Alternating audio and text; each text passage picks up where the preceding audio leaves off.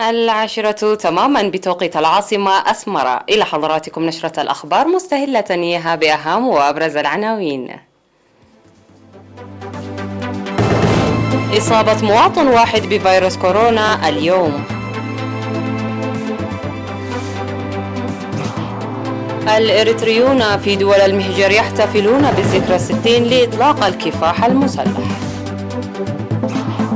وزارة الدفاع تخرج 64 من أعضائها بمجال الموسيقى.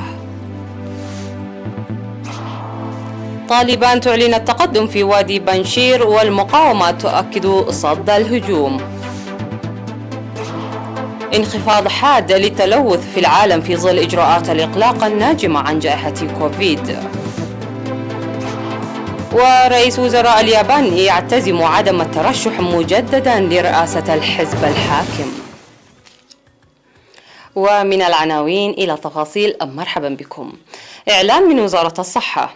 أعلنت وزارة الصحة بأن الفحوصات المخبرية التي أجريت اليوم 5 من سبتمبر في الإقليم الأوسط أظهرت إصابة مواطن واحد. في غضون ذلك شفي 4 مواطنين كانوا يتلقون الرعاية الصحية في مستشفيات الإقليم الأوسط، وبهذا بلغ عدد المصابين بفيروس كورونا في البلاد حتى الآن 6648. شفي منهم 6601 وتوفي 38 مريض كورونا، فيما لا يزال 9 مرضى يتلقون العلاج في المستشفيات. وزارة الصحة 5 من سبتمبر 2021.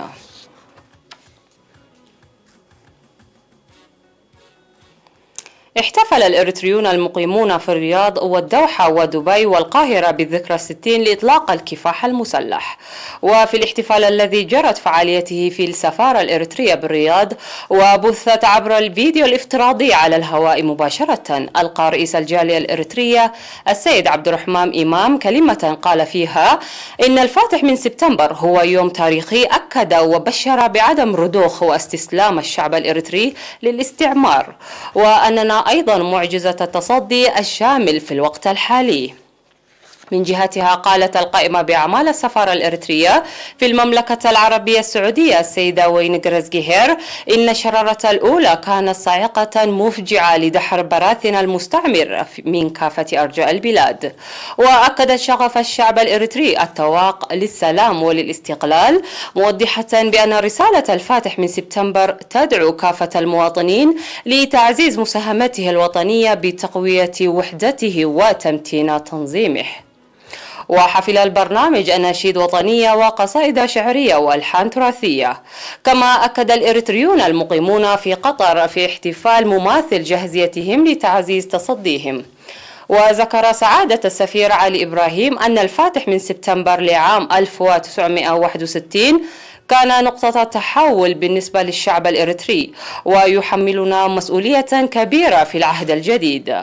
من جهته قال رئيس الجالية السيد حسين أبو الحسن: ونحن نحتفل بذكرى هذا اليوم العظيم، يجب علينا تجديد عهدنا لتوريث القيم الثورية إلى الأجيال الحديثة، بالإضافة إلى تأمين مستقبل مشرق.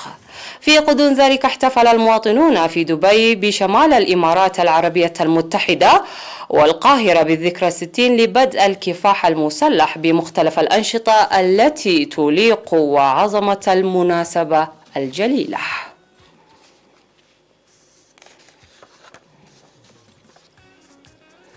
تخرج يوم أمس 4 من سبتمبر في مركز التدريب للقوات البحرية في منطقة تونغولو 64 فنانا قدموا من مختلف الوحدات العسكرية بالمجال الموسيقي. الدورة التي أشرف عليها فرع التوجيه التعبوي والمعلومات في وزارة الدفاع استمرت لفترة 2 شهرين، اشتملت على التعليم النظري لقراءة النوتات والتنسيق الموسيقي وتطوير الألحان المنسقة والأخلاق المهنية وغيرها من المجالات. وألقى مسؤول فرع التوجيه التعبوي والمعلومات العقيد سلومون سيوم كلمة أوضح فيها تنظيم دورات تأهيلية عدة لتطوير مستوى وكفاءة الأدب والموسيقى الوطنية. وكان الهدف من تنظيم هذه الدورة تأهيل شباب يعملون لتمرير رسائل فعالة وهادفة عبر الموسيقى. من جهته قال الفنان تسفيت حاغوس أحد المدربين إن الدارسين يمتلكون تجارب ومستويات مختلفة في المجال الموسيقي، وقدمت لهم دروس رئيسية مكثفة داعيا إياهم للعمل بجدية لتطوير المعرفة المكتسبة. وناشد ممثل الخريجون مستكثرا أهمية الدورة لتنظيم دورات مماثلة حسب المستويات. وحفلت المناسبة فقرات فنية عكست الدروس المقدمة في الدورة.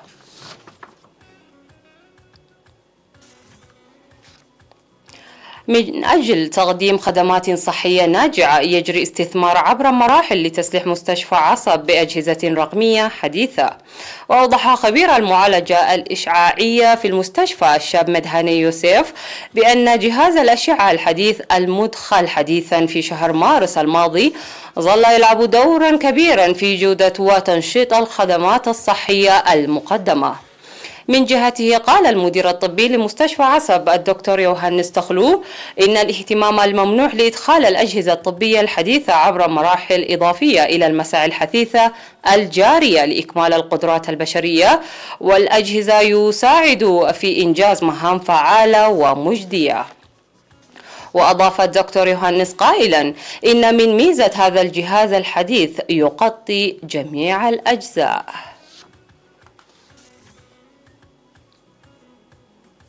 أعلن أعضاء اللجنة المركزية لجمعية سيارات الأجرة في الإقليم الأوسط بأن الجمعية تعمل بجدية لتقديم خدمات نشطة ومنظمة ومواصلة مشاركاتها في البرامج التنموية الوطنية حسب مقدراتها.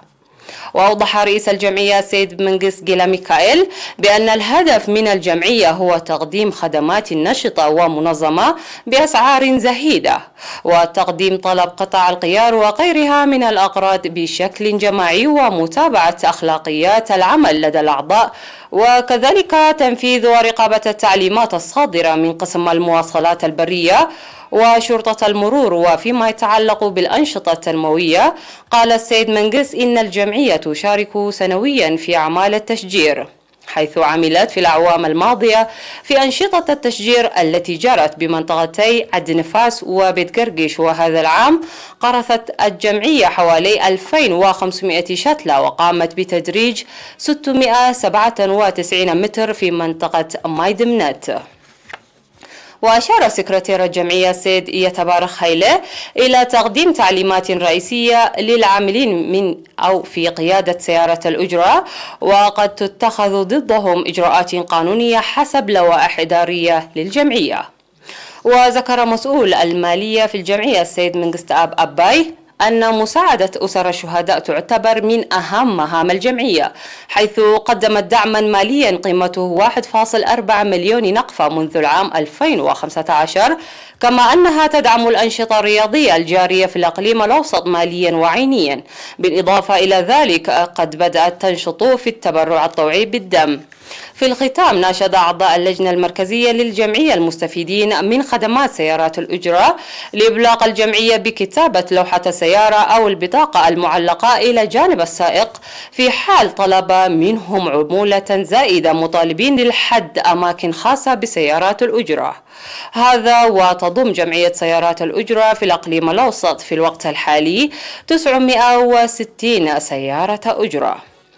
نشرتنا تتواصل بعد الفاصل.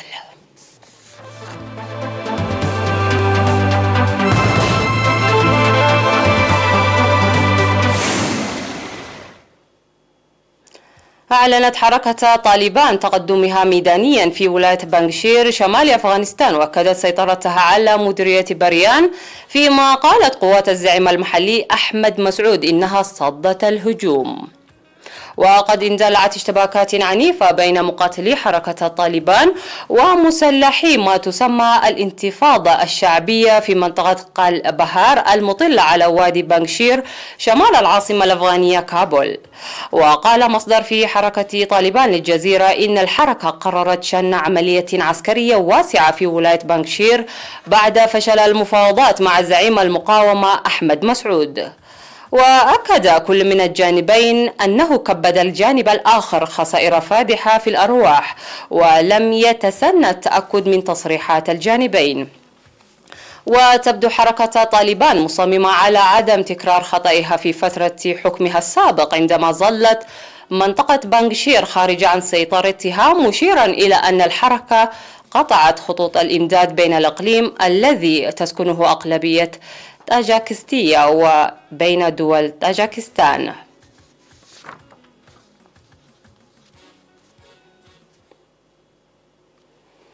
قالت وكالة الأرصاد الجوية التابعة للأمم المتحدة إن العالم شهد انخفاضا حادا لفترة وجيزة لانبعاثات ملوثة للهواء العام الماضي في ظل إجراءات الإغلاق وقيود السفر التي فرضت بسبب جائحة كوفيد-19.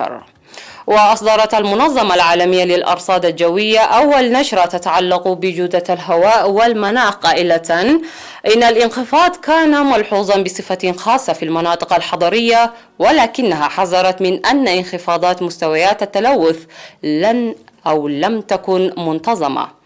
وقالت الوكالة التي تتخذ من جنيف مقرا لها إن عديد المناطق من العالم أظهرت مستويات تلوث تجاوزت التوجيهات الخاصة بجودة الهواء، وإن بعض أنواع الملوثات ظهرت بمستويات أعلى.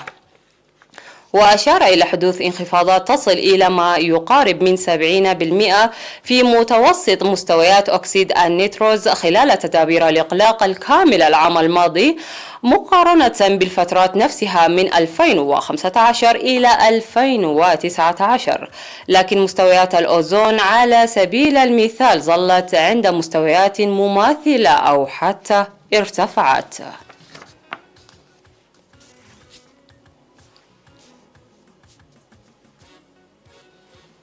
يعتزم رئيس الوزراء الياباني يوشيهيدي سوغا الانسحاب من السلطة وعدم الترشح مجددا لرئاسة الحزب الليبرالي الديمقراطي الحاكمة خلال الانتخابات المقبلة في 29 من سبتمبر حسب ما أعلن المسؤول الثاني في الحزب. وقال تشوهيريو ناكاي للصحفيين إن سوغا قال إنه يريد تركيز جهوده على تدابير مكافحة فيروس كورونا، وأنه لن يشارك في الانتخابات لرئاسة الحزب الليبرالي الديمقراطي، مؤكدا بذلك معلومات أوردتها وسائل إعلام محلية. وكشفت استطلاعات الرأي في 2 من كبريات الصحف اليابانية أن معدل التأييد العام لرئيسي الوزراء يوشيهيدي سوغا سجل أدنى مستوياته، مما زاد من حدة التوتر قبل أقل من شهر من خوضه الانتخابات رئاسة الحزب الحاكم. وأشارت صحيفة يابانية إلى أن سوغا فشل في الاستثمار في إقامة الألعاب الأولمبية في بلاده المتضررة من جائحة فيروس كورونا المستجد كوفيد-19، حيث أجبرت موجة جديدة من الإصابات الحكومة على إعلان حالة الطوارئ الرابعة في طوكيو ومعظم مناطق العاصمة وسط عملية تطعيم بطيئة.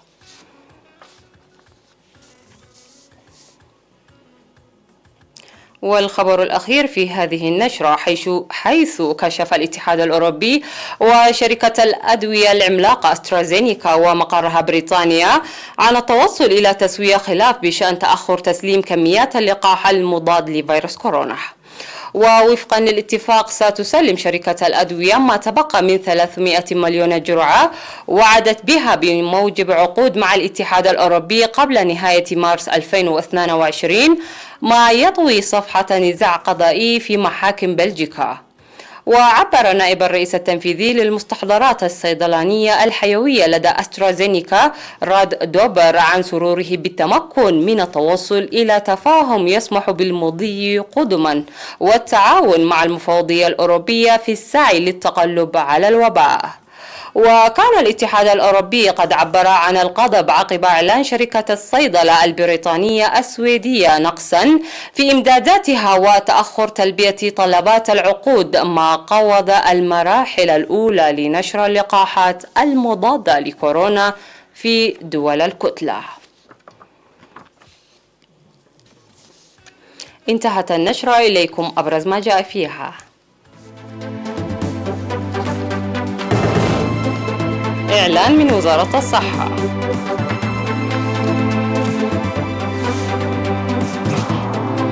الإريتريون في دول المهجر يحتفلون بالذكرى 60 لإطلاق الكفاح المسلح. وزارة الدفاع تخرج 64 من أعضائها بمجال الموسيقى. طالبان تعلن التقدم في وادي بانغشير والمقاومة تؤكد صد الهجوم. انخفاض حاد للتلوث في العالم في ظل إجراءات الإغلاق الناجمة عن جائحة كوفيد. ورئيس وزراء اليابان يعتزم عدم الترشح مجددا لرئاسة الحزب الحاكم. إلى اللقاء.